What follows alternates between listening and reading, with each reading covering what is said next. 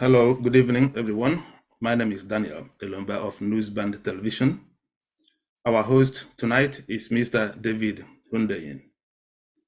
David, you are welcome to today's interview. Thank you for having me.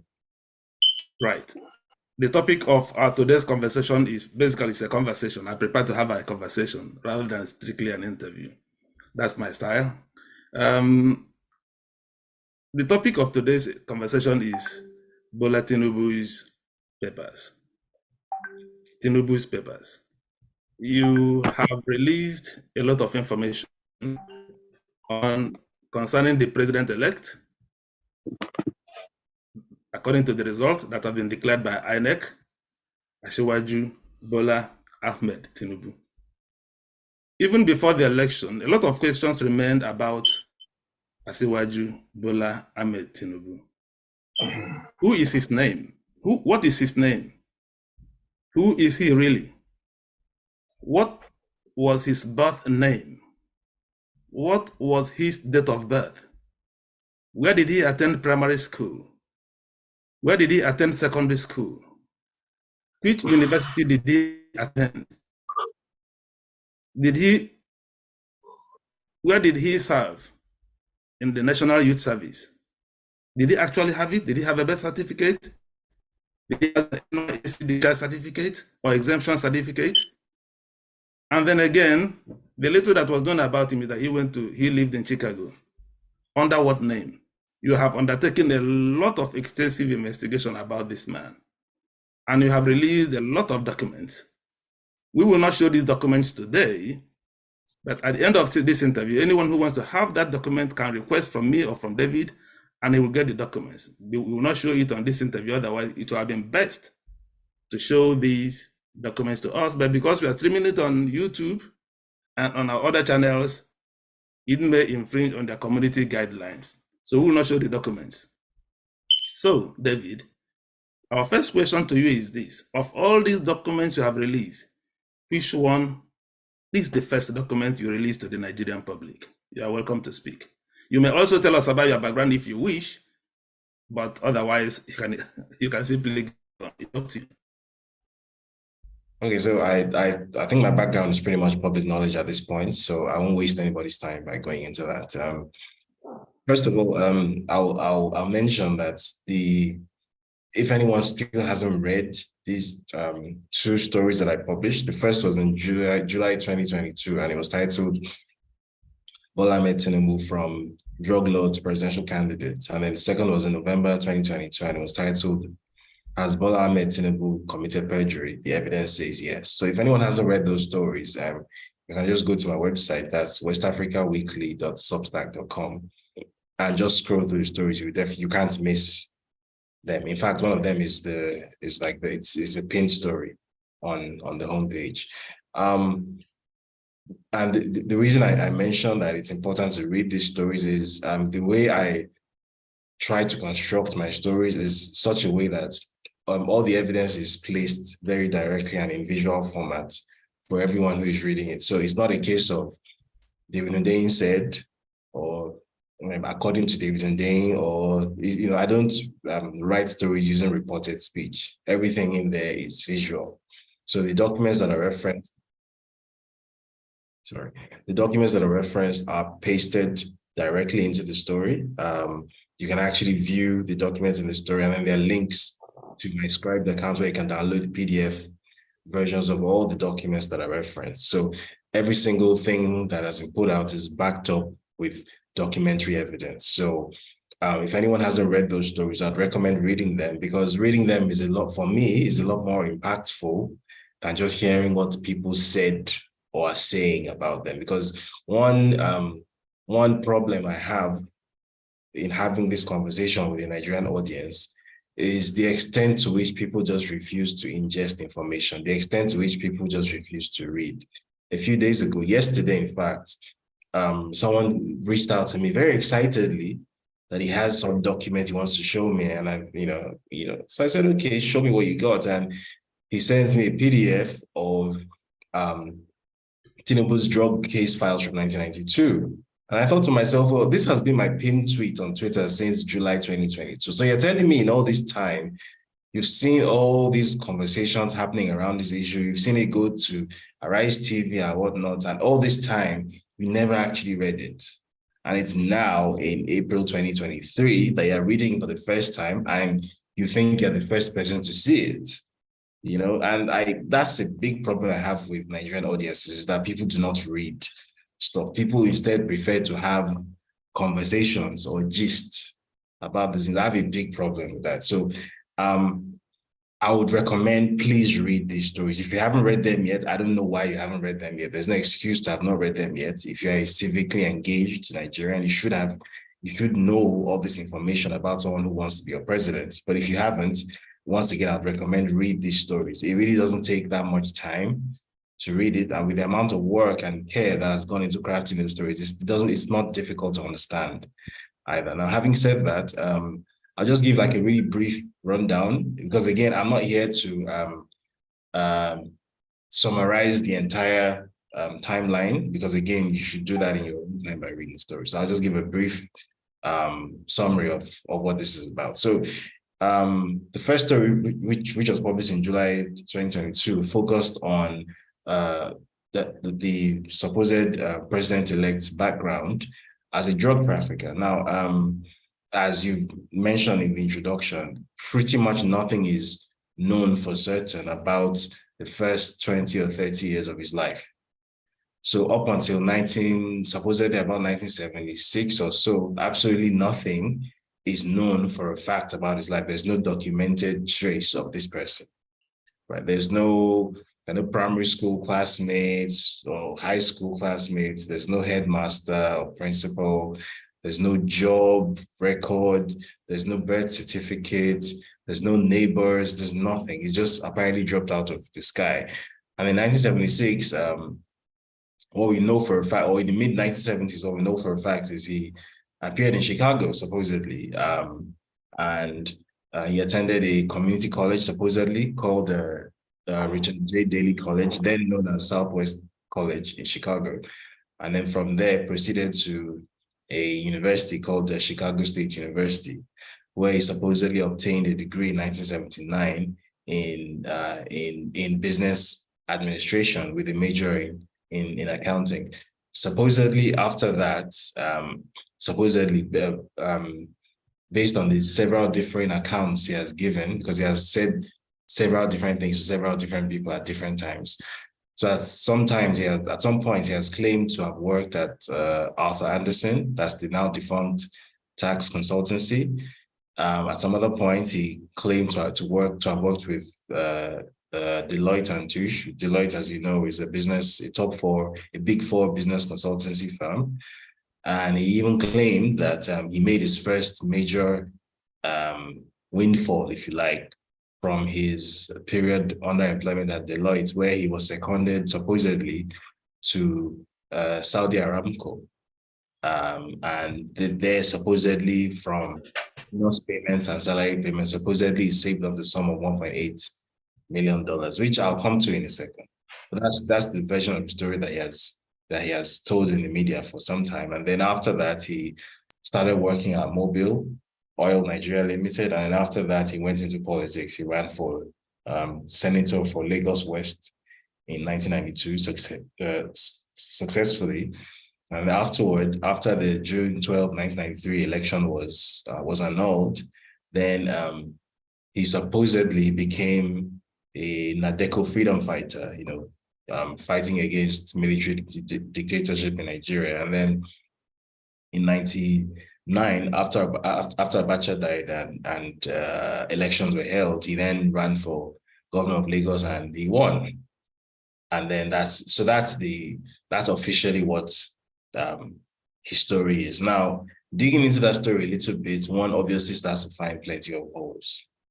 And I'll start with the first story I published. So that one focused on the fact that in 1993, he was the subject of a federal case in the United States regarding money laundering of proceeds of drug trafficking, specifically heroin. What year, please, if you don't mind?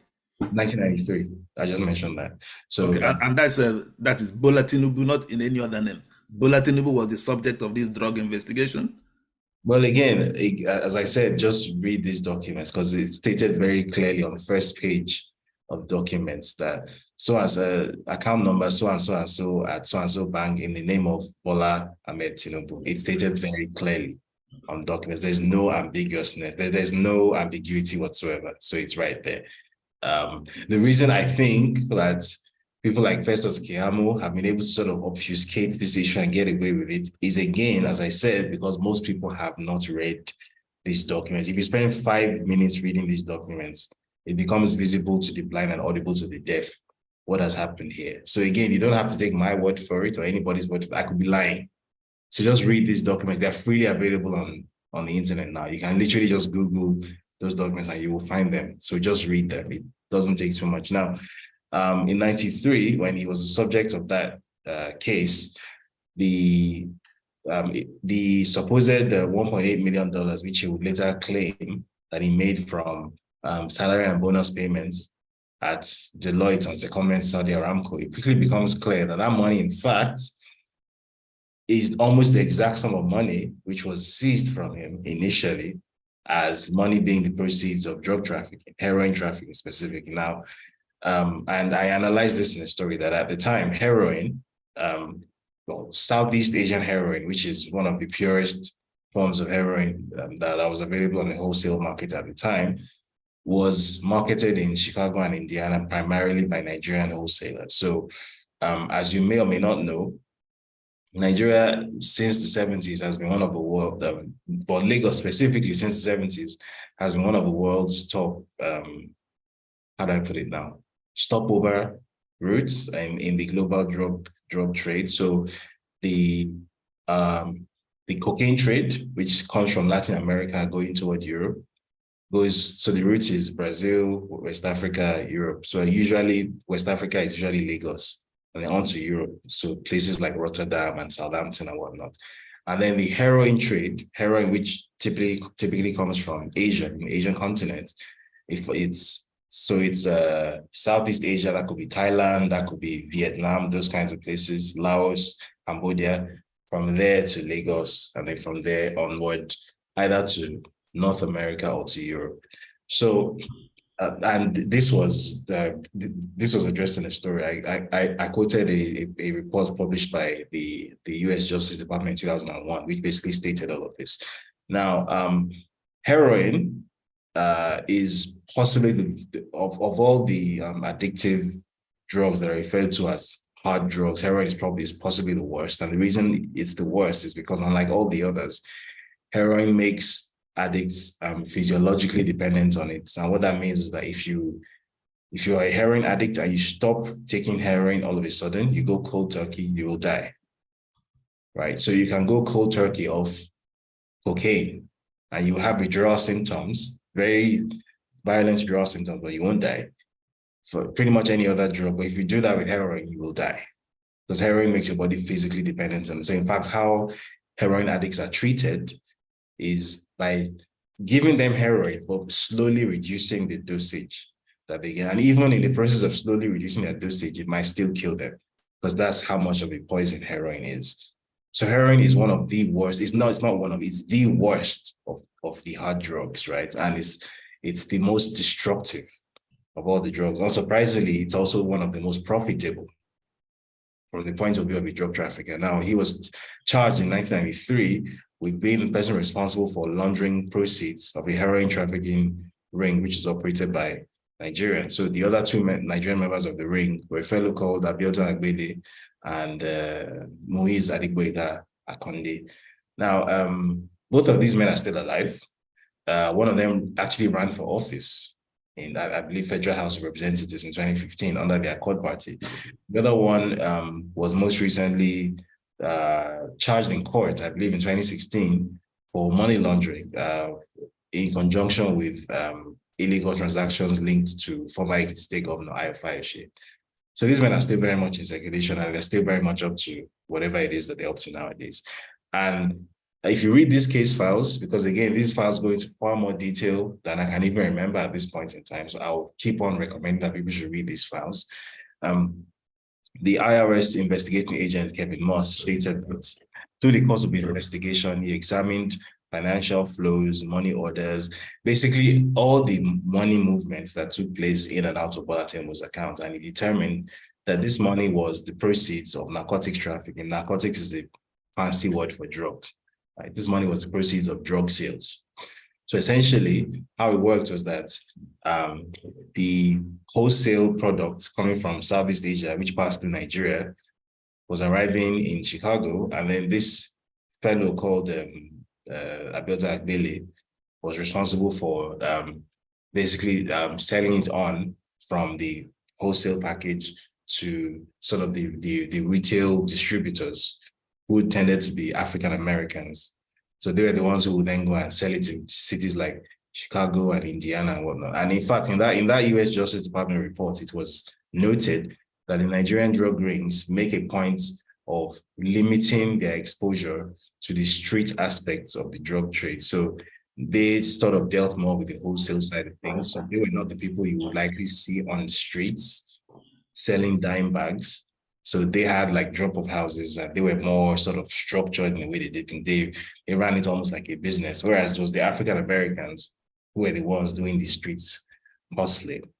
And in fact, in those case files, it's also mentioned how all of this was initially discovered was the African American point man, the guy called Lee Andrew Edwards, who was arrested, and then he shot at the federal agent and ended up getting life in prison.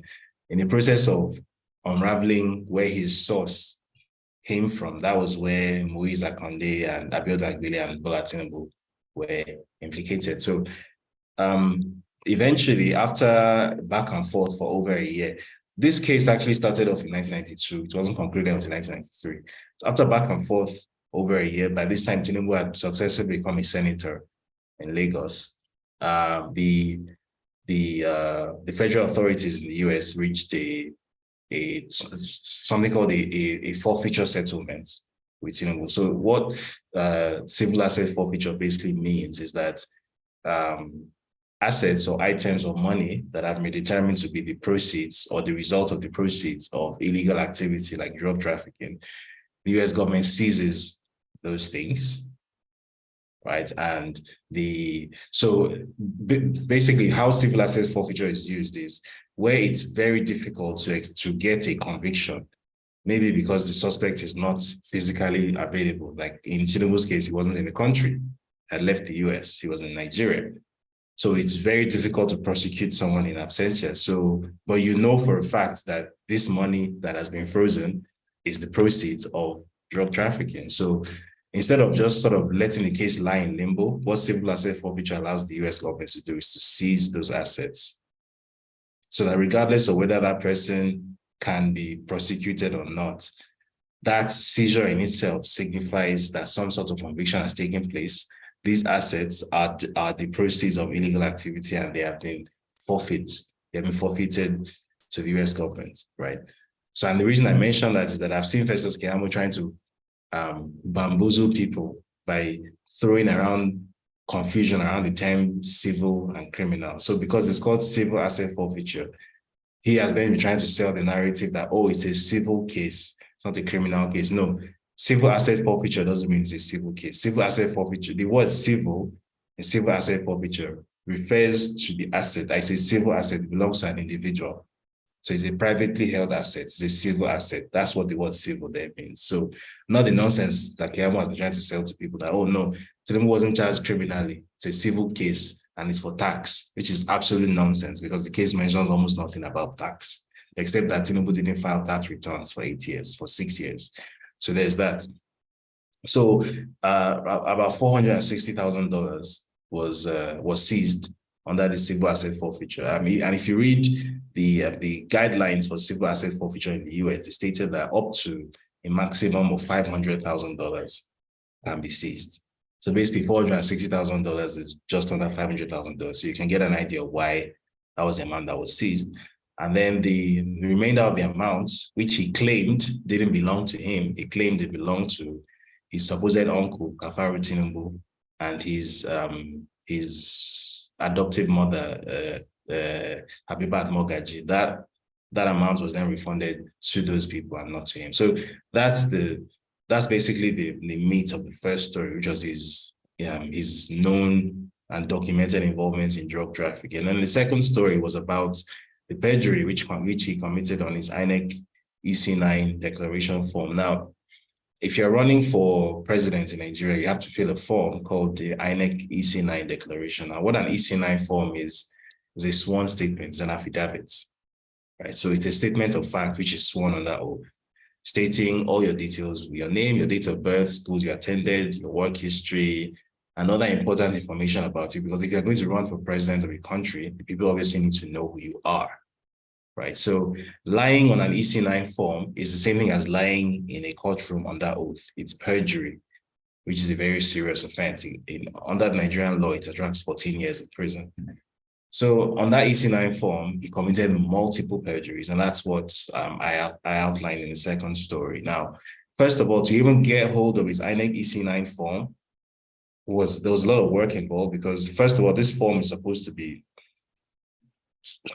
publicly accessible information, supposed to be on the public record, but INEC did not release this form publicly for whatever reason. So a lawyer called Michael Enahoro Eba last year in August actually took INEC to court and won his case and forced INEC to release this EC9 form, which was how I was able to get hold of it. Now, on this EC9 form, he claimed there were several claims which were false or misleading, but I think I'll focus on the three most important or the most obvious ones. Now, the first was the certificate, the university certificate, which is submitted along with the EC9. Now, any document which is submitted along with the EC9 is part of the sworn statement, right? So if you submit an EC9 form stating that you went to University of Lagos and then you submit a degree certificate from the University of Lagos, that's part of your EC9, right? So if that degree certificate is forged or has been altered in any way, then you have committed perjury, first of all. And then on the EC9 form, it also states, there's a question that asks, have you submitted a forged certificate to INEC? And then you tick yes or no. So if you tick no and you've submitted a forged certificate, you have perjured yourself, committed perjury. Now, in that story, I was able to prove conclusively that this certificate, which is submitted to INEC, wasn't just a forgery, but you can actually see where he obtained the forgery from. You can actually see the website where the forgery was ordered from. So, and how we established this for a fact was so if you've heard of it, a legal instrument called a subpoena. A subpoena is basically an instruction which is issued under the authority of the court, which directs the recipient to release all information regarding whatever subject is written on the subpoena.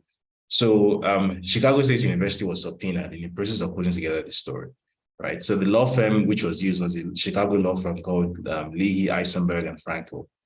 So they subpoenaed Chicago State University for information regarding this supposed ex-student of theirs, Bola Tinubu. And they sent through all the information that they had, including a direct reprint of the original certificate issued to Bola A. Tinubu in 1979. And that certificate, which obviously I published in my story, and the certificate which was included on this INEC EC9 are two completely different documents. They have nothing in common. The layout is different. The font of the wording is different. The wording of the degree awarding sentences on the certificate are different. The dates on the certificate are different. The number of signatures on the certificate are different. The positioning of the signatures are different.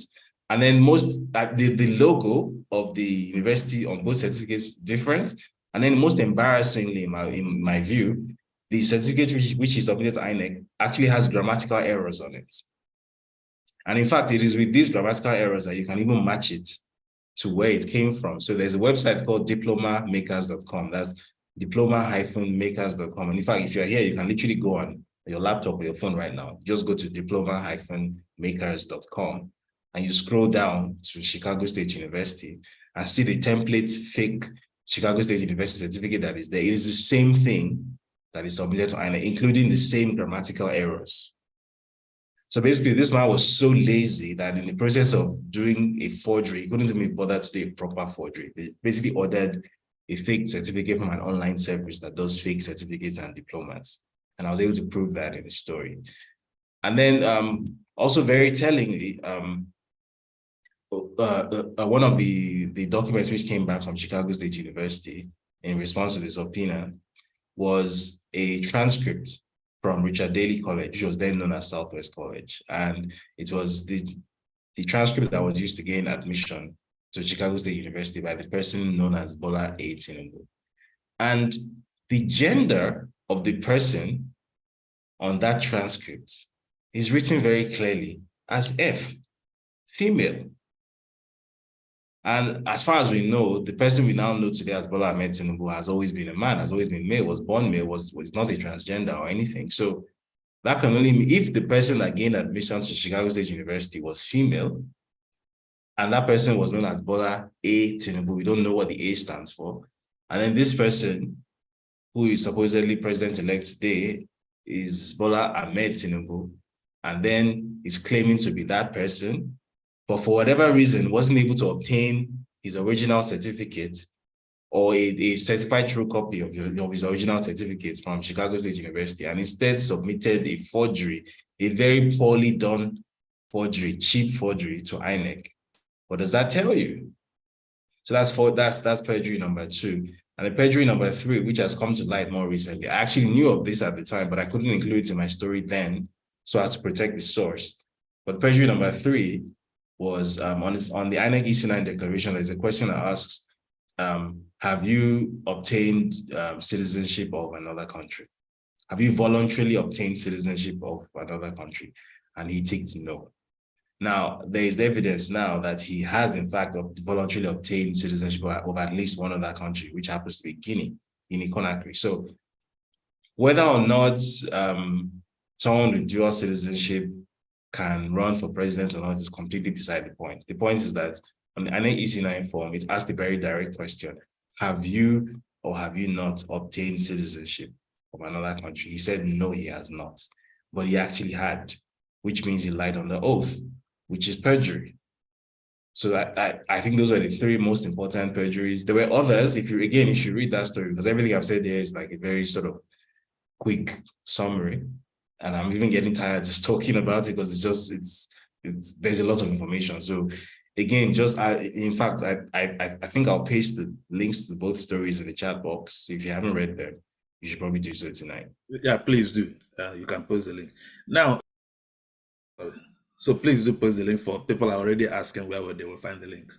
The links to your own original story. So basically, there are 3 major issues here from what we understand from this interview so far. 1, the issue of the 4-feature order in the US court, which we have clearly shown arises from drug business. 2nd, the issue of false identity.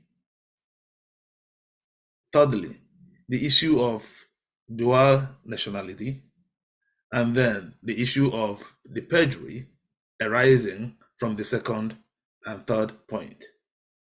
Before I ask other questions I have, I want to look at how you investigated these stories. Will you kindly tell us the methodology you used in, not too much, because you've given us basically enough information so far, but how do you get these facts that you are now releasing to the public?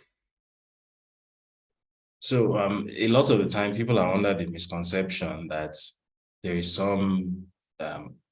there's some fantastic process that goes into investigating stories. And I think it's just lack of information that makes people not know these things. Because a lot of the time, something as simple as a freedom of information request will do all of this for you. I think because we are used to how it works in Nigeria, where even though supposedly we have a Freedom of Information Act, we know that nobody actually abides by the Freedom of Information Act in Nigeria. So getting information out of the government in Nigeria is almost impossible. It's only what the government gives you that you take, but elsewhere that's not the case. If it's a US or EU or UK government that you submit a freedom of information request, whether you're a citizen or not, chances are, except there's a reason for them not to give you that information, they will give it to you. If it's information that is legal information, that is on court record in those systems, probably the only thing stopping you from getting it is paying some filing fee. So in the case of this one, getting it out of the National Archive, because I guess this case happened in 1992, which was before the introduction of something called PACER. PACER is an acronym. It's a system in the US that digitizes all federal cases so you can access them via a computerized database. I think it started off in 1993 or 1994.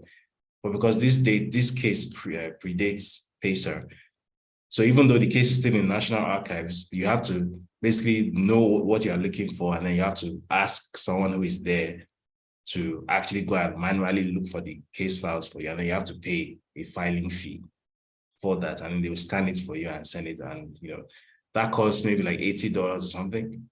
And then in some other cases, it's like, for example, when it comes to using a subpoena to obtain information, you have to pay a law firm to do that. Fortunately, in my case, I had a lawyer who was, who did all that work for me. So I didn't have to pay out of pocket for that, because the lawyer was collaborating with his colleagues abroad, basically. So yeah, basically freedom of information requests, pay filing fees so you can get court records or public records of all kinds, not just court records, real estate records, everything. These things don't cost that much to get. The information is there 9 times out of 10. And then thirdly, subpoenas, and that's it. So a lot of the information, which I think could have a real impact on the Nigerian political space, if Nigerians knew what their public office holders or prospective public office holders have been doing over the years. A lot of that information is hidden in plain sight. It's just that people don't know how to get it. It's right there if you know what you're looking for, if you know how to get it. Thank you very much. Now let's now interrogate further the first breaking news, the first bomb you dropped, so to say, about the drug forfeiture matter. The argument has been made that the forfeiture is actually against the Bola Tinubu's bank account, and a similarity has been drawn to confiscation of public property executive order, and that we had in Nigeria before it was dissolved, and then President Buhari appointed the head of the panel on recovery of such properties where you are not able to prove the source of your income. And so in that case, if I have a property that's suspected of coming from corruption, government confiscates the property, then that does not in itself prove that the fund for acquiring the property came from the proceeds of crime. I know you have mentioned it for the purposes of our listeners. Is there any other conclusive proof that Bola Tinubu actually engaged in drug business? Because now people now call him a drug baron. But what we have now is a forfeiture order of property suspected of having been acquired from the proceeds of crime, namely drug trafficking. So what do you make of it?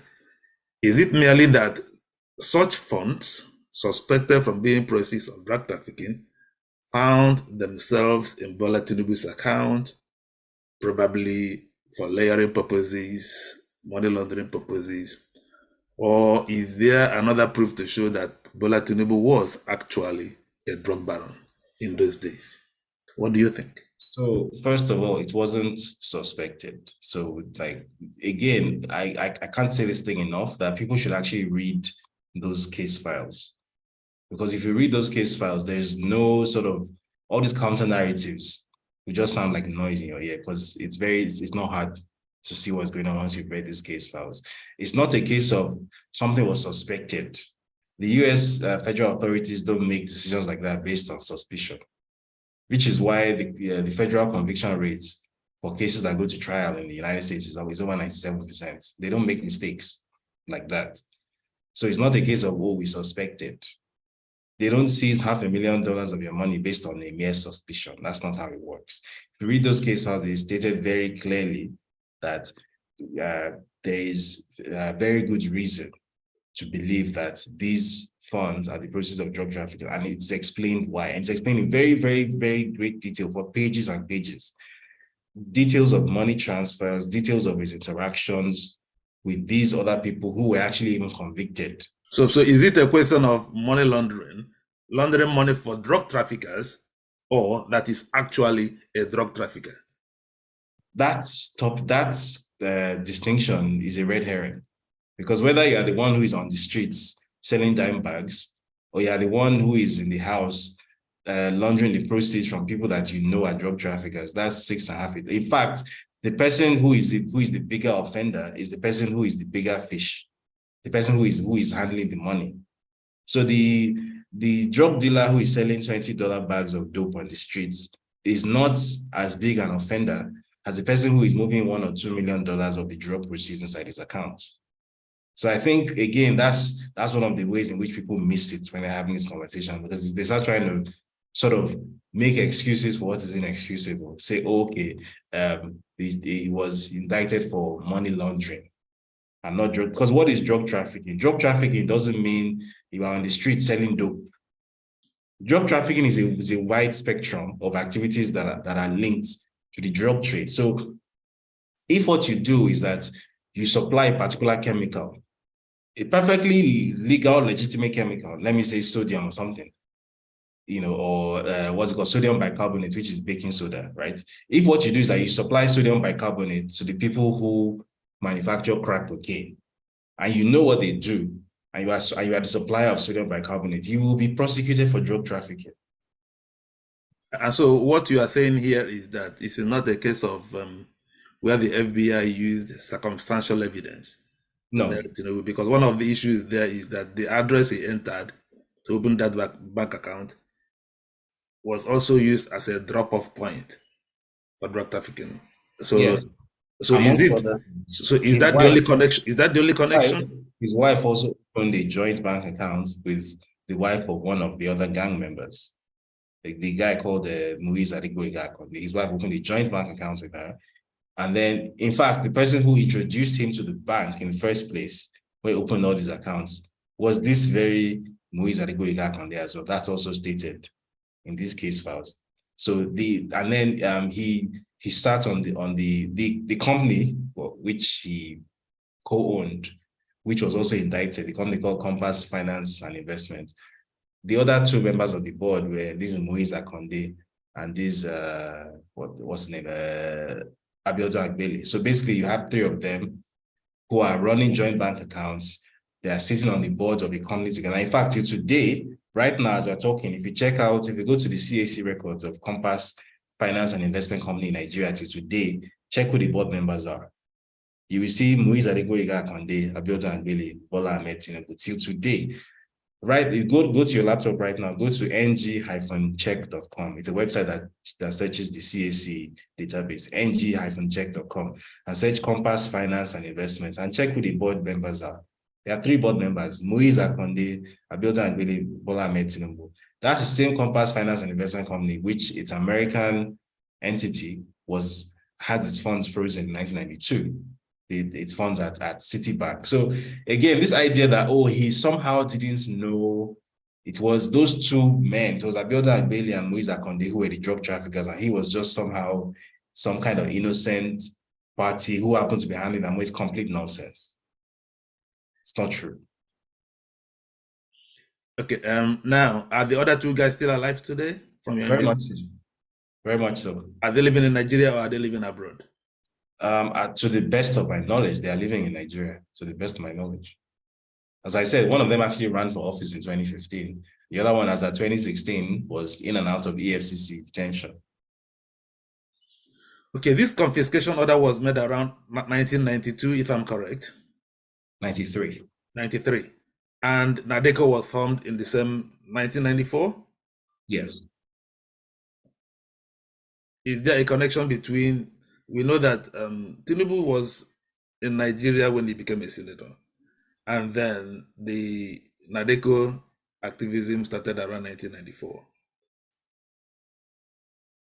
Do you draw any connection between his activities? Did you manage to draw any connection between his activities when he was living in exile as a Nadeko activist and those drug money laundering convictions or anything? I mean, the only thing which I covered in the story regarding his time in exile was the fact that during that period between 1994 and 1998, he appeared to be spending a lot of money on purchasing real estates across the US, particularly in the state of Maryland, Prince George's County. And the reason I highlighted that was that his cover story, when he came back to Nigeria, his cover story was that Abacha cleaned him out and he had nothing when he came back to Nigeria. He said he had only 2,000 pounds when he came back to Nigeria. He was wretched. He made it seem as if he had spent 5 years fighting selflessly for the soul of Nigeria. Meanwhile, during those 5 years, he was spending millions of dollars on real estate. So first of all, where did that money come from? And for me, that was a very important question because it even showed that apart from the $1.8 million, which was initially seized from him by the US feds, there was more money hidden elsewhere that probably they weren't even aware of, which he probably then tried to hide by parking it in real estate, by using it to buy property, because it's harder to seize landed property than to just freeze money in an account. So that was why I raised that issue. That in addition to the $1.8 million, which we know that was initially seized, and then $500,000 was then permanently forfeited, and then the remainder was supposedly refunded to the people he claimed it belonged to. There were still other funds elsewhere which we don't even know about, which even the US authorities probably didn't even know about, which he was using to spend lavishly on property across the US. So the idea that this, and then something else he never mentioned, in fact, was that during that time when supposedly he was supposed to be on the fighting against Abacha, and Nigerian people were supposedly on the side of Ken Saro-Wiwa, and Abacha, in collaboration with Shell, succeeded in getting Ken Saro-Wiwa basically murdered, right? When all of this was going on, and by day, he was supposedly, anti-Abacha, pro-Nadeko, blah, blah, blah. But in Washington, he actually owned a Shell filling station, right? So on the one hand, you are doing press conferences, you're talking about how Shell is bad, Shell is this, Shell is collaborating with an evil dictator, blah, blah, blah. On the other hand, you have the financial interest in that same company. You own a Shell oil filling station in DC. He has never mentioned that publicly, but he did own a Shell oil filling station in DC. So first of all, even the funds to even purchase a Shell oil filling station, where did those funds even come from? And then something which is almost as important as, or probably even more important than that, is if you know how drug businesses work, you would know that one of the primary ways that money is laundered, drug money is laundered, is through businesses which deal with cash a lot. So businesses like car washes, filling stations, nightclubs, those kinds of businesses where people pay cash for things. Those are the businesses that people use to launder drug money or illegal money a lot. So the fact that he even owned a Shell oil filling station just a couple of years after having a forfeiture order imposed on him for proceeds of heroin trafficking, that in itself raises a red flag. Was he using that station to launder even more money that we don't even know about? So these are the issues. Okay, because we are trying to unravel the identity of Bola Tinubu. The document you mentioned, that the one he filed with INEC, the only document he filed with INEC is the one where he supposedly obtained a Bachelor of Science degree. I think so. And he also once claimed to have been a graduate of Chicago State University. And now you are telling us that the person who got that Chicago State University degree is actually a female. Well, you mentioned the timeline here. I want people to note it. You mentioned that, what timeline was that Chicago State University graduation? So the certificate that was issued to Bola A. Tinubu was issued in 1979. 1979. Yes. All right. So before that 1979, were you able to uncover any activity about Bola Tinubu at all? No, because I mean, if it's I guess it goes without saying that if the person who was admitted to Chicago State University, the person known as Bola A. TINUBU, again, we don't know what that A stands for. The person known as Bola A. TINUBU admitted to Chicago State University was female, then that means this person, who we now know as Bola Ahmed Tinubu, whatever he was doing prior to that time was probably under a different identity. So we obviously don't know who he was and what he was up to. So have you been able to, from your investigations, before that 1979, what was Tinubu's real birth name? Did you cover that investigation? Or? I mean, if you are able to get hold of that information, I would love to know. Then, so this name that is flying on the internet as his birth name, I have actually asked that question to someone who knew him very well, who should know. It wasn't a bit clear, but it's okay. Did you? To be honest, I try to stay away from that because, as you know, the type of journalism that I do is 100% dependent on documented facts and evidence. So if it's just a case of somebody said, I can't, even if the person is telling the truth, if there's nothing written to back it up, I'm sorry, it's not good enough for me. So very well, because there's no documented evidence, I won't go near it. Very well. So thank you very much. So let's now come to this issue of this Guinean passport. You also investigated that. And you had that information before it now became public knowledge. How did you get that information? Did you address that in your first statement so that we know again? How did you get that information about Guinean passport? Well, all I can say is I have a source. I cannot say anything more than that because to do so will be to literally put my source's life in jeopardy. I cannot do that. In fact, the reason why I couldn't put it out since I've had it since November, the reason I couldn't put it out since then was precisely because the source asked me to, basically, that for the sake of their life, let me just hold on to it for a while until so and so and so time on so and so has happened before it will be safe to put it out. So all I can say is I have a source, and that's pretty much it. Okay, is there any connection between, did your investigation uncover any connection between the Guinean government, I think Conde's name was mentioned, and Bola Ahmed Tinubu's, either politically, business-wise, or any connection between? I mean, you don't need my investigation for that because that has been public knowledge for a while. I believe there's articles as far back as 2015 on mainstream Nigerian media, like the cable, Premium Times, where it's been reported openly about Tinubu's very close relationship with Alpha Conde, and the fact that the Guinean election, I think in 2016, or was it 2015, Tinubu openly collaborated. He basically won that election for Alpha Conde. He gave him, material and logistical support to help him win the election. That is well known. So you don't need me for that.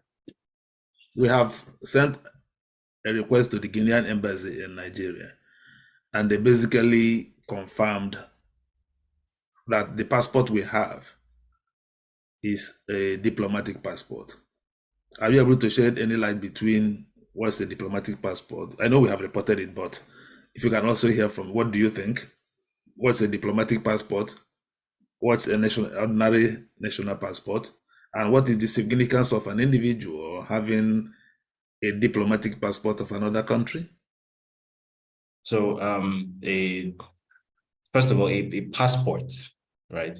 Because I think it's important to make this distinction, because some people have been trying to be very mischievous about this. And some people have been trying to spread the narrative that somehow, while having a regular passport makes you a citizen, having a diplomatic passport doesn't necessarily mean you're a citizen, which I have to clarify, that is absolute nonsense. That is not true, right? So it is possible to have a travel document of a country and not be a citizen, right? But a travel document and a passport are not the same thing. So a passport of any kind, whether it is a diplomatic passport or an ordinary passport, that in a passport, if it has the word passport on it, is proof of citizenship, right? And the evidence of this is when you check that data page of that passport, the nationality written there for the person on the data page, it states very clearly Guinean. All right, so there's no argument to be had about that. There's no back and forth to be had about this. Because some people I'm trying to say, oh, it was diplomatic passport, so that means the president can issue a diplomatic passport to whoever he likes. for special purposes. It doesn't necessarily have to be a citizen. That is complete nonsense, because a diplomatic passport in the first place is not even issued to just anybody, even if they're a citizen. A diplomatic passport is a passport that is issued to specific people who are in the country's ruling hierarchy. So the president, vice president, senate president, and then some selected diplomats. Those are the people who get diplomatic passports. Like in Nigeria, for example, if you are like a House of Reps member or a governor, nobody's going to give you a diplomatic passport. That's not how it works. It's only a very select few who get diplomatic passports. So in addition to being a citizen of that country, you're also subject to an enhanced security check before you will even be cleared, before you get the security clearance to hold a diplomatic passport. Because what is the diplomatic passport does for the holder is that it gives them special travel and movement privileges that regular passport holders don't get. So for example, if you are the holder of a Nigerian diplomatic passport, the type of delays you might receive if you're using a regular passport when you apply for a visa to the US or wherever, you might not get that with a diplomatic passport, because you get special treatment basically. So before a country will give you its diplomatic passport, in addition to being a citizen of that country, which is a given, you will also be subject to enhanced security clearance, first of all. So it even raises the question from a Guinean perspective, but how on earth was it that in addition to basically awarding a foreigner citizenship through the back door, which is what they did with Tengu, in addition to that, they then give this foreigner citizenship and then give that person privileges that a Guinean who has been born and raised in Guinea, their parents were born and raised in Guinea, they've only lived in Guinea all their life, a privilege that even that person cannot have. How is it possible that such a person will be given a diplomatic passport? So you can imagine, let me say, who can I think of? Someone like Professor Pat Nevin. He's a Canadian, but he works in Nigeria. He works with PwC in Nigeria. He's a very well-known economist in Nigeria. So he has lived in Nigeria for a certain number of years. So let's say tomorrow, the president of Nigeria then says they're going to give Pat Nevin a diplomatic passport. Could you imagine how ridiculous that would sound? Because what on earth has he done to merit a diplomatic passport? And how can a non-citizen in the first place be awarded citizenship through the back door like that, and then be given what is effectively enhanced citizenship? So in addition to the fact that TINUBU has obviously obtained citizenship of another country and hasn't declared it, it even raises a question from the Guinean perspective that what is going on in that country, that basically their institutions are so bastardized that the president can, through a single signature, basically take somebody who was born in Osun State and make them a citizen of Guinea. This person has never lived in, the person does not speak Manike or Fula, doesn't speak French. It's not there. This person has no connection with Guinea. Make him a citizen through the back door and then give him enhanced Guinean citizenship privileges that even actual Guineans in his government don't even have. So these are the questions that need to be answered. And so far, so I guess it's not surprising that the Guinean embassy reacted that way, because I read your report. The response I saw from the Guinean embassy in that story basically just showed embarrassment. Basically, they've been caught with their pants down. I believe it was a report which is on, it's a UN report published in 2016 that showed that the Guinean passport is also one of the easiest passports to buy illegally, because essentially the country has very weak institutions. So from their point of view, there's a certain amount of embarrassment, I would imagine. And then also they probably don't want to get caught up in the Nigerian political conversation, because if they had come out and directly confirmed to you that yes, the fact that it's a diplomatic passport means that this person is our citizen, then what that would effectively mean is that they would have basically declared war on the person who supposedly is about to become Nigeria's next president. They probably don't want to do that for a variety of reasons. It's probably not a good idea if you're an ECOWAS member to pick a fight with anybody who's going to be the president of Nigeria or who might be the president of Nigeria. So it's understandable why they did that. But I just thought it's important to make this point, that this argument that having a regular passport somehow offers you citizenship more than having it be a diplomatic passport is absolutely insane, and people should stop saying it. All right, I'm looking at this INEC form you posted on your Twitter, INEC Form EC9. In that form, basically, TINUBU was asked primary education 000, secondary education 000, higher education 1979. Two questions. Will we be right to presume that this higher education and BSc, Business and Administration, is referring to the one he claimed to have obtained from Chicago State University? Yeah. Yes.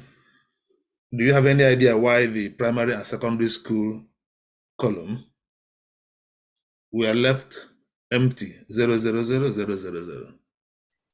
I suspect because he has had his fingers burnt before. When, if you recall, I think it was 99 when he was running for Governor in Lagos State. He had a legal issue at the time. I think it was the late Gani Fawemi who was actually prosecuting that case, where he claimed to have attended Government College Ibadan. And then it very quickly became evident that he had done no such thing. And because of the timeline involved and the fact that anyone who attended any such school around that time would remember you if you were there, those kinds of details are too easily disproved. It's too easy to disprove if you put it on an INEC form. So like my secondary school, and I can say this anyway, I went to Atlantic Hall, for example. So I was class of 2007. I started 2001, even though I didn't finish there. I finished in Grange and the later Oxford. But anyone who went there would know me, would remember me. I have classmates who remember me. So in another 30 years, if I'm running for office and I say I went to Atlantic Hall, there will be classmates of mine who are still alive who will confirm that, yes, I remember him. We're in the same house or we're in the same class or wherever, In this case, you know that you have no such thing because you didn't attend those schools.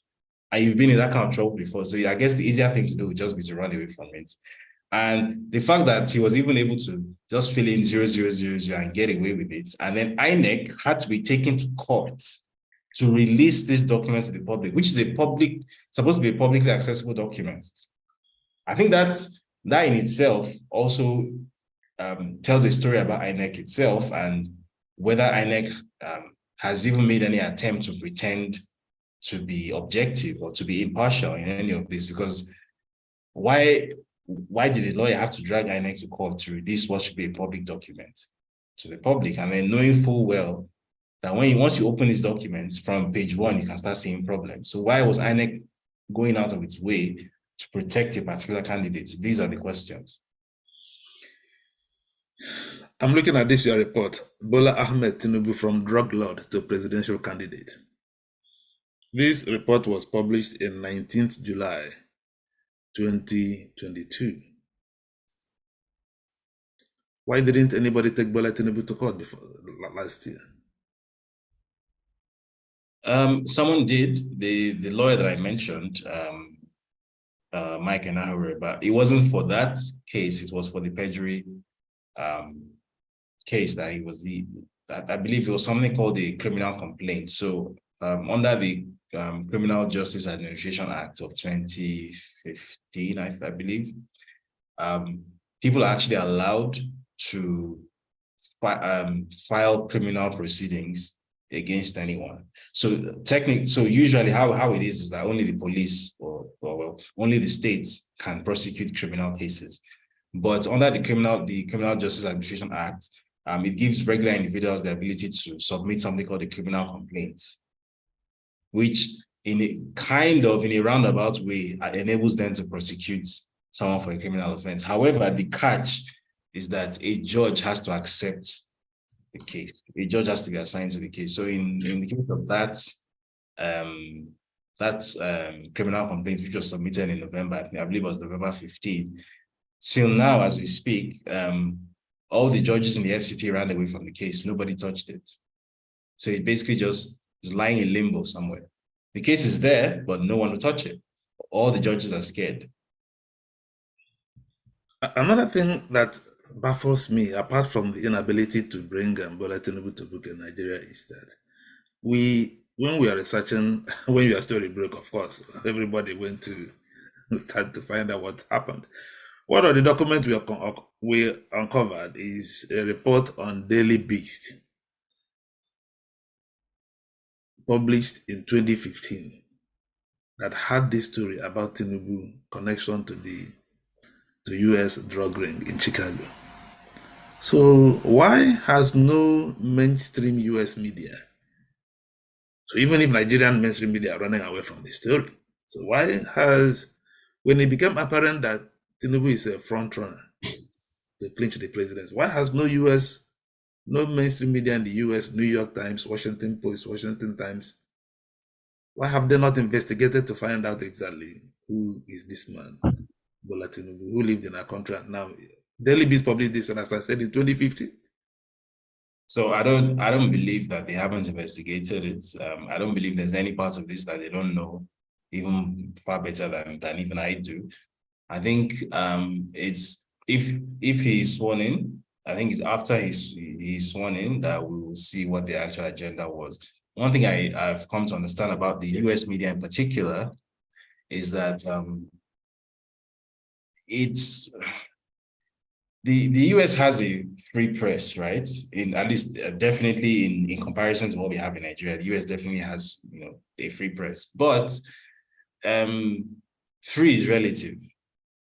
And what I mean by that is, unlike in Nigeria, nobody dictates to American news publishers what to publish or what not to publish. But American news publishers tend to also, let's just say they have interests and they have leanings, they have political and economic leanings as well. So a lot of the time you'll find, so, and I'm going to use this as like an extreme example, but to illustrate what I'm saying. So if you're around 2003, when the Iraq invasion was being sold to the American public and to the global public, in fact, I cannot forget this. I was 13 years old at the time, and because my dad used to buy all the major American news magazines every week. So Time, Newsweek, The Economist, all of them every week. And I remember there was I think it was like a month before the invasion, and every single one of those magazines had the same front page. And there was a picture of Saddam Hussein, and like in this very provocative posture, and they all had almost word for word the same headline. And it was not until many years later, I believe about 2010 or so, when I watched a documentary by the British journalist David Pilger, I think is his name, where I realized that what we were witnessing at that time wasn't actually journalism, or not journalism in the way we think of it. That basically, first of all, the entire coverage of the Iraq war, the people who were covering that thing were not fearless journalists on the front line who were documenting things for posterity. No, that they were embedded journalists. And what that means is that they were people who were recruited from several newsrooms across America to be embedded in different military units to essentially present a picture of the war from the point of view of the American military. In other words, propaganda, right? And I didn't realize it until many years later that what we were witnessing wasn't news. It was propaganda, right? So I guess what I'm trying to say is, the US is a very complex country, and the US isn't all good. If you're familiar with how, I don't know if you've heard of something called the Iran-Contra affair. Sure. Yeah, so at the US intelligence community at the time was itself actively involved in a three-way trade that involved drugs and gun running, because it was trying to combat the rise of communism in some parts of the world. And it wasn't getting funding from the Congress, so it's got the funding using a backdoor route, which happened to be drug trafficking from South and Central America. This is on record, by the way. This is all, so you can Google this for yourself and find this out. This is on public record. It was a big scandal in the 80s. And so a country that has that sort of history of sort of acting in very unconventional ways when it's in its interest to do so, don't be surprised to find out that something similar might be going on here. And the reason I'm saying that is Bola Tinubu, for lack of a better term, has lived a charmed life, right? For most other politicians, even just that forfeiture order alone, that would have been the end of their political career. That would have been the end of any hope of ever holding any public office anywhere in the world forever, right? But in his case, after becoming a senator, he became a governor for 8 years. And then in addition to becoming a governor, also people always forget, also became very close friends with Gilbert Shaguri, who is a major contributor to the Clinton Foundation and is a close friend of Hillary Clinton. So he's part of the Democratic setup in the US as well, the Democrat setup in the US as well. And if you recall, in 2015, it was that very Democrat setup that gave Tinubu and Buhari the international support that they needed to unseat Goodluck Jonathan to win the election. So there's a sort of unstated quid pro quo. There's a sort of scratch my back and scratch yours that is at play here. So exactly what it is that is in the interest of the US for a drug trafficker to become Nigerian president, I don't know. But I think it's becoming very, very clear with each person there, especially given that with the amount of interaction that I've had with US government bodies over the past 18 months, regarding this story and the sheer amount of resistance that I've met. So for example, the DEA, that's the Drug Enforcement Administration in the US, what we call the NDLEA in Nigeria. The DEA has no reason to protect a drug trafficker, none whatsoever. And yet I can tell you that since, was it May or June last year, I have gone in touch with them. I've lost count of the number of times I've gone in touch with them. I've followed up. I've sent FOIs and they have just completely blanked me, completely ignored me. All I get is like the auto respond thing and then they just completely blank me. I've tried to, obviously, get his FBI file. The FBI said he's still alive and he has privacy, he has right to privacy. So, no, we're not going to show you. I know what I'm likely to find inside the FBI file, but they've made it such that you simply can't see it. It's sealed. He has several other court cases and convictions all over the US, but you can't see them because they are all sealed. I've gone to court a number of times to try and get them unsealed. I think there are like 8 different cases which have been sealed. And so far, I was only able to get one unsealed after spending my own money to hire a lawyer and all of that, So, and that one that was unsealed was one very, very minor case where he and his wife agreed to sell their house to somebody, and the person paid a good faith fee of $20,000, and then they went back on their words. They basically scammed this person $20,000. But it's like $20,000 is chicken change. You understand? This is not a real case. There are so many other. This guy has so many skeletons in his closet, and the US establishment is actively protecting him. It's not a coincidence at this point in time. It's not. You can't tell me that when the DEA, the FBI, the IRS, like all these agencies, one after the other, they're just, refusing. They're sitting on information and intentionally stonewalling. You can't tell me it's a coincidence. They're protecting him. It's very clear at this point. And the other thing I'll mention is the person who functions supposedly as his de facto chief of staff, as he has been described, the American, I think his name is Brian Wood or something. This person used to be, what's it called now? A cultural attaché at the US mission. And if you know a thing or two about how international diplomacy works, basically everybody who works at the the embassy or the foreign mission of a country who isn't some low-level staff or something is a trained intelligence agent. This guy is CIA, right? And after leaving the US diplomatic service, this person works with TINUBU, supposedly has been working with him for over 10 years. So except I'm stupid, what is very clear to me is that this person is not TINUBU's employee. This person is TINUBU's handler. TINUBU is a CIA asset. And that's his handler. And that's why he's being protected, because he belongs to them, he's their asset. So at this point, I think it's very clear that the US government has not been honest about their role in all of this. And we shouldn't really expect anything from them. I think if there's anything that's going to be done to rescue Nigeria from the fate of becoming a narco state under the rulership of a drug kingpin, I don't think we can expect any help from the US. It's not coming. I mean, and that's pretty much all there is to be said. All right. Thank you very much, Mr. David Hundeyin. It's been a pleasure having this conversation with you. We've now spent over an hour now. I don't know if there is any question.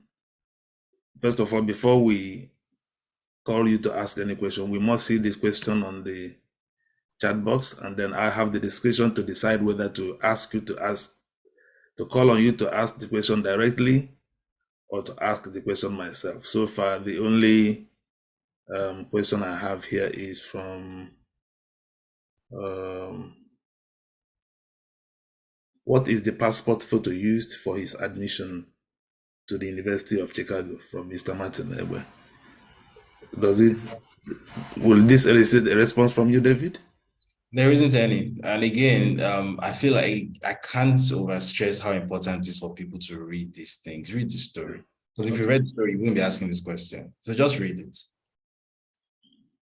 Okay, the second question is, why can't the president-elect be charged to court now for perjury before the swearing-in ceremony, as he will be covered by immunity after his sworn-in? Do you want to volunteer comment on this, or because this is a legal question? No, I mean, you to be a lawyer, but sorry, it's a legal question, but I can still answer it. Right, go ahead then. It's a very simple question. So the reason why one of us or a random person, a Nigerian citizen, can't take him to court is that under the Electoral Amendment Act of 2022, that power was taken away from Nigerian citizens. Under the Electoral Amendment Act 2022, only either someone who ran against him in the APC primaries or someone who ran against him in the actual election can take him to court for such an issue. So you and I cannot take him to court. So basically, as it stands, if it's not Peter Obi, Abubakar Atiku, Rotimi Amechi, Yemi Osinbajo, or someone like that, that takes this issue to court, nobody can. That power has been taken away from us legally under the Electoral Amendment Act. So we don't have that power. All right. And again, this one get us a view. Is TINUBU a hard drug user or just a trafficker? I'm not answering that question. Next. All right. Does it make any difference if Bola has renounced his Ghanaian citizenship? Does it make any difference to all these things we are discussing now? Again, I find that particular question actually a bit annoying, because I always have to question the motives of anyone asking that question. Why are you asking that question? Did he tell you that he has renounced it? And the point is that, like, renunciation or no renunciation, it was asked on his INEC form, have you ever obtained citizenship of another country? Nobody cares whether you obtained it and you renounced it. Have you ever obtained citizenship of another country? Yes or no? It's a very simple question. So all these red herrings that people are always trying to bring in, oh, the passport has expired, as if expiration means you're no longer a citizen. Oh, what if he has renounced it, as if he told you that he has renounced it, or as if even the supposed renunciation means anything. Like, I feel like if you are here on a mission, state what your mission is. Thank you. What kind of damage? This one is from the Nigerian network. I think this is a very good question. Can we call on Nigerian network to ask this question directly? Although we don't have your name. So Nigerian network will call on you to ask on mute. Quick, please take only 1 minute to ask your question. So yes, the question is pretty straightforward. Which I just want to know from your own point of view, obviously after about 6 months of investigation, so you must have come across the kind of potential damages that this might cause from a national security point of view, and then effectively from a citizen's point of view. So what kind of damage is the country looking at, and what kind of damage are citizens looking at if this goes bad for us, and if it's sworn in from what we have? David? Well, officially nothing will change, but unofficially, which is where the real problem is, attitudes will shift, attitudes will change. And I suspect that if he is sworn in, after the swearing in is where you start to see all the media coverage that you'd have liked to see now when it actually matters. I think that's when you start seeing it internationally.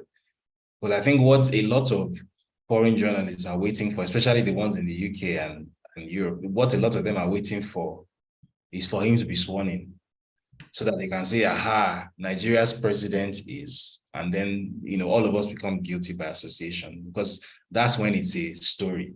So when it's just a candidate or it's just a president-elect, it's not yet a story from their point of view. But when he becomes president, and then all 150 plus million of us can become guilty by association, that's when it's a story. So I believe that's when we'll start seeing those very unhelpful attitudes, that comments before. And then again, none of this will be written down officially anyway, but you will not be able to mistake it. When you are traveling, the excessive attention you will start getting just on account of having a green passport. These are the things that will start to happen, but you will not be able to prove it because again, it's not going to be written down anyway, but it will happen.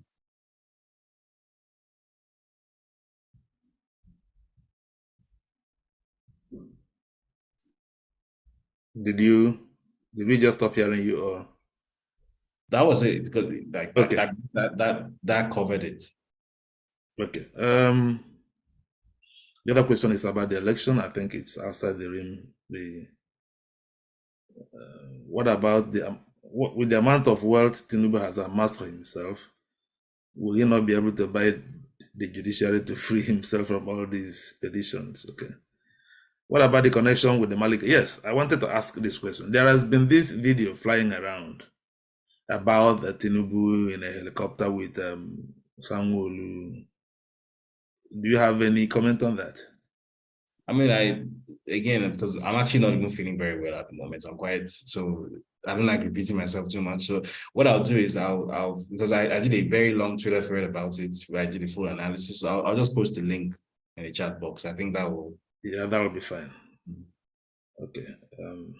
But can you just comment briefly on what you wrote? Just 1 minute, if you don't mind, please. It's not going to be 1 minute because it's again, I'm just thinking about it. I'm already getting exhausted. So it's better if I just put it in the chat box. All right. Okay, thank you. I think it's been a very long interview. It's more than 1 hour now. Professor, you are raising up your hand. Can you quickly ask this your question in 30 seconds? I guess we have kept him here for a long time now. Okay. My name is Professor. Can you hear me? Yes, sir. Okay. My name is Professor. I am in Johannesburg, South Africa. And my question is just a straight one. With the chronological facts that has been, that he has stated here about Bola Ahmed Tinubu, what are the chances that Peter Obi will be able to rescue, this or muscle out this power from this monster? That's my question. All right. Because what are the chances that let's have that conversation after? Yeah, thank you. Let's have that conversation after this interview with Mr. David. Chinyere, what's your own question? Let us see whether it's something we can. It's basically, this question is basically a conversation we can have. It's not a part of the interview with David. Chinyere. Okay, I see why you have responded to it. Because I'm asking why is it that you bid at the team who will not file a motion? All right, let's have this in conversation. Okay, let's have this conversation now. Yes, you have answered it. Thank you. Okay. Thank you very much, David. It's been wonderful having you. I've been wanting to have this interview with you since your first story broke, but I think now it's a more auspicious moment. What you uncovered has not been more relevant to the Nigerian political scene, and the facts are there for us to see. If you want to have or to read for yourself most of the result of David's investigation, please go to his Twitter page. You can find them there, all of them for yourself. The documents are there, and you can read for yourself. Once again, thank you, David, for being our guest tonight. It's been a great privilege. Thank you for having me.